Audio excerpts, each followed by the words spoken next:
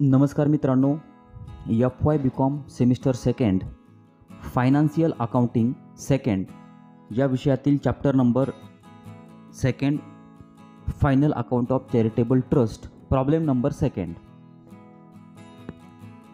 Young men's gymkhana Mumbai हा दुसरा problem आपण बघत आहोत.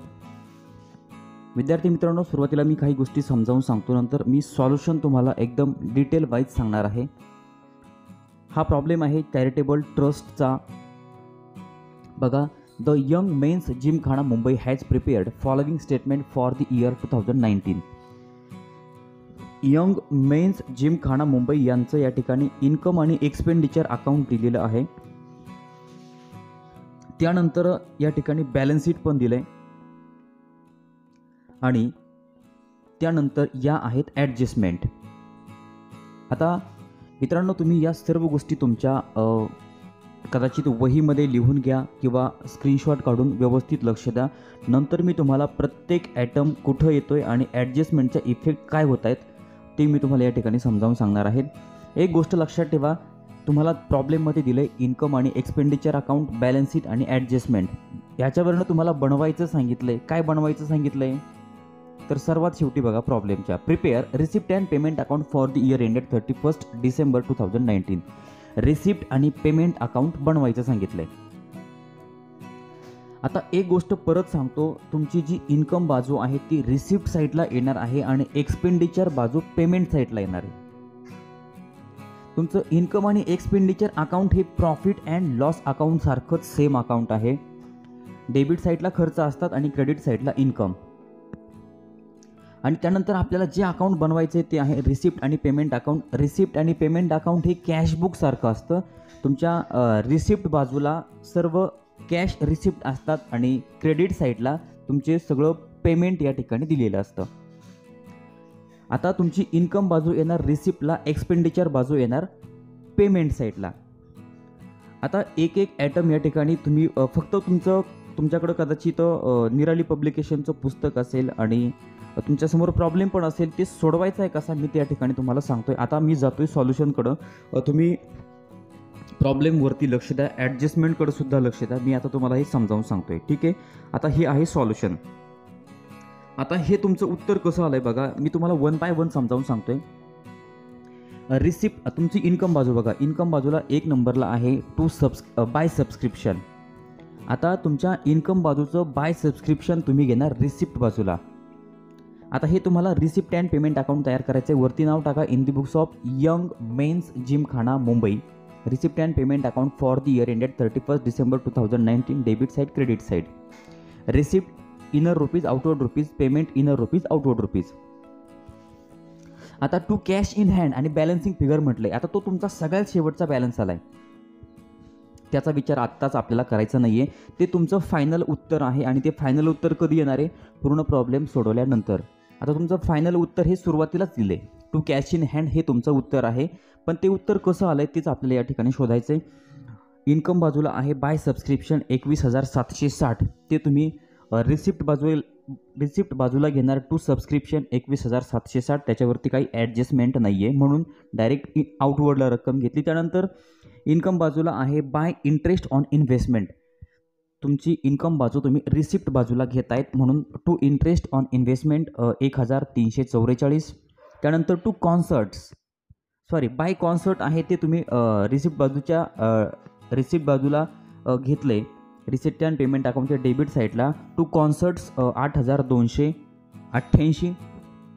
त्यानंतर आहे कॉन्सर्ट नंतर इन्कम बाजूला आहे बाय रेंट. आता बाय रेंट इथं टू रेंट होणार, टू रेंट आणि रक्कम आहे 366. आता रेंटवरती ॲडजस्टमेंट आहे, ॲडजस्टमेंट नंबर 3. ॲडजस्टमेंट नंबर 3 काय आहे, on 31 December 2019 outstanding income were. आता रेंट आउटस्टँडिंग दिले तुम्हाला 2019. 2019 म्हणजे चालू वर्षाचं आउटस्टँडिंग असेल तर आपण लेस करतो, मागच्या वर्षाचा असेल तर ॲड करतो. रिसिप्ट आणि पेमेंट अकाउंटला हे जे इफेक्ट होतात आउटस्टँडिंगचे, ते इफेक्ट प्रॉफिट अँड लॉस अकाउंटच्या अपोजिट इफेक्ट होतात. मग चालू वर्षाचं आहे आउटस्टँडिंग आपण लेस केलं आहे, 336 या ठिकाणी लेस केल्यानंतर आउटवर्ड रक्कम नील आली. आता यानंतर तुम्हाला टू एंट्रान्स फीज दिसते बघा इथं. आता एंट्रान्स फीजवरती तुम्ही ॲडजस्टमेंटमध्ये बघा, चौथी ॲडजस्टमेंट आहे entrance fees are to be capitalised. Entrance फीजची रक्कम कॅपिटलाइज झालेली आहे म्हणून ती रक्कम तुम्ही आउटवर्डला घेतली. एंट्रान्स फीजची रक्कम तुम्हाला बॅलन्स शीटच्या लायबिलिटी साईडला बघा, एंट्रान्स फीज आहे 832. ती रक्कम इथं तुम्ही रिसिप्ट बाजूला घेतली. एंट्रान्स फीज झाली, त्यानंतर आता जायचं आहे आपल्याला पेमेंट बाजूला. आता पेमेंट बाजू कुठून येणार आहे तर एक्सपेंडिचर, म्हणजे तुम्हाला प्रॉब्लेममध्ये दिलेली एक्सपेंडिचर बाजू तुम्ही कुठं घेणार, पेमेंट साईडला घेणार. आता सगळ्यात एक नंबर एक्सपेंडिचर बाजूला आहे टू अपकीप ऑफ ग्राउंड. इथं म्हणणार बाय अपकीप ऑफ ग्राउंड, रक्कम इनरला लिहिलेली आहे 14,200. त्याच्यामध्ये ॲडजस्टमेंट आहे म्हणून रक्कम इनरला लिहिली, त्यामध्ये ॲड आउटस्टँडिंग 2018. बघा 2018चे जे आहेत आउटस्टँडिंग ते या ठिकाणी ॲड केलेले आहेत. मागच्या वर्षाचे ॲड केले किती रुपये, 800 रुपये. ॲडजस्टमेंट नंबर 1मध्ये त्या ठिकाणी मागच्या वर्षाचे 1 जानेवारी 2019चे तुम्हाला आउटस्टँडिंग अपकीप ऑफ ग्राउंड रक्कम आहे 800, ती ॲड केली, मग आउटवर्डला रक्कम आली 15,200. एक्सपेंडिचर बाजूला आहे टू वेजेस, इथं म्हणणार बाय वेजेस 10,000. एक्सपेंडिचर बाजूला आहे टू ग्राउंड रेंट 336, इथं म्हणणार बाय ग्राउंड रेंट 336. त्यानंतर आहे टू प्रिंटिंग आहे बघा 1424. आता इथं त्याच्या अगोदर राहिले बघा स्टेशनरी घेतली. स्टेशनरी आहे 4,976, म्हणजे टू स्टेशनरी, इथं बाय स्टेशनरी म्हटलं 4,976. त्यानंतर टू पोस्टेज 304, बाय पोस्टेज 304. आता प्रिंटिंग अँड प्रिंटिंग घेतली बघा, बाय टू प्रिंटिंग आहे 1424, इथं म्हटलं बाय प्रिंटिंग 1424. आता प्रिंटिंगवरती 2 ॲडजस्टमेंट आहे.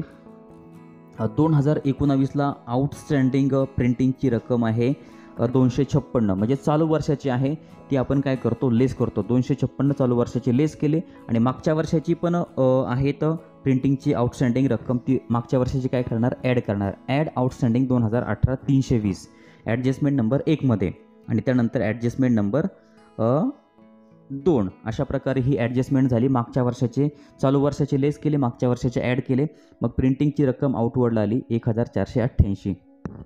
आणि सर्वात शेवटी तुम्हाला पेमेंट बाजूला बाय कॅश इन हँड दिसतंय. ते आता कॅश इन हँड कुठं आलं तर तुम्हाला प्रॉब्लेममध्ये बॅलन्स शीट पण दिलेलं आहे. बॅलन्स शीटच्या ॲसेट साईडला कॅश इन हँडची रक्कम जी आहे ती क्लोजिंग रक्कम, थोडक्यात 31 डिसेंबर 2019ची ती रक्कम आपण घेतली पेमेंट साईडला सर्वात शेवटी 2,304. विद्यार्थी मित्रांनो, अशा प्रकारे हे तुमचं उत्तर आहे. तुम्हाला परीक्षेमध्ये रिसिप्ट अँड पेमेंट अकाउंट एवढंच तयार करायचं आहे. तुम्हाला इन्कम आणि एक्सपेंडिचर अकाउंट दिले, बॅलन्स शीट दिलं, ॲडजस्टमेंट दिले, त्याच्यावरनं तुम्ही रिसिप्ट आणि पेमेंट अकाउंट तयार केले. रिसिप्ट आणि पेमेंट अकाउंटच्या डेबिट साईडला म्हणजे रिसिप्ट बाजूला सर्वात एक नंबर कॅश इन हँडचा ओपनिंग बॅलन्स येत असतो, आणि रिसिप्ट अँड पेमेंट अकाउंटच्या पेमेंट साईडला, क्रेडिट साईडला थोडक्यात सर्वात शेवटी तुम्हाला कॅश इन हँडचा क्लोजिंग बॅलन्स येत असतो. आता ते क्लोजिंग बॅलन्स आपण दोन्ही पण घेतलेत. आता तुम्हाला काय करायचे, रिसिप्ट आणि पेमेंट अकाउंट क्लोज करायचे. क्लोज केल्यानंतर मोठी बाजू आलेली आहे क्रेडिट बाजू 34,608. दोन्ही बाजूला त्या ठिकाणी 34,608 34,608 रक्कम लिहिली, आणि मोठ्या बाजूतनं म्हणजे क्रेडिट बाजूतनं डेबिट बाजू मायनस केल्यानंतर जो बॅलन्स राहतोय तो आहे 2,384. तो आलाय तुमचा बॅलन्सिंग फिगर. त्याला म्हणणार टू कॅश इन हँड 2,394 आणि बॅलन्सिंग फिगर. मित्रांनो, अशा प्रकारे तुम्ही हा प्रॉब्लेम नंबर 2 सोडवलेला आहे. माझ्या मते जर तुमच्याकडं प्रॉब्लेम अगोदर समोर ठेवलेला असेल आणि सॉल्युशनमध्ये जर तुम्ही व्यवस्थित लक्ष दिलं तर तुम्हाला सगळा प्रॉब्लेम समजेल. तुम्ही बॅलन्स शीटमधून काहीच घेतलेलं नाही, फक्त एंट्रन्स फीजची कॅपिटलाइज झालेली रक्कम घेतली, आणि कॅश इन हँडचा बॅलन्स शीटचा ॲसेट साईडची जी रक्कम आहे तेवढी घेतलेली आहे. बाकी बॅलन्स शीटमध्ये काहीच बघण्यासारखं नाही आहे. फक्त ॲडजस्टमेंट व्यवस्थित लक्ष द्या, कुठं ॲड आहे कुठं लेस आहे. हा प्रॉब्लेम या ठिकाणी संपलेला आहे. मित्रांनो, तुम्हाला प्रॉब्लेम नक्कीच समजलेला असेल. नेमकं तुम्हाला आणखीन काय सजेशन हवं असेल किंवा काय वाटतं आहे ते त्या प्रॉब्लेमबद्दल काय वाटतं ते तुम्ही कमेंट बॉक्समध्ये मला या ठिकाणी सांगू शकता. चॅनलवर नवीन असाल तर चॅनल सबस्क्राईब करायला विसरू नका. व्हिडिओ आवडला असेल तर लाईक करा, कमेंट करून कळवा. धन्यवाद.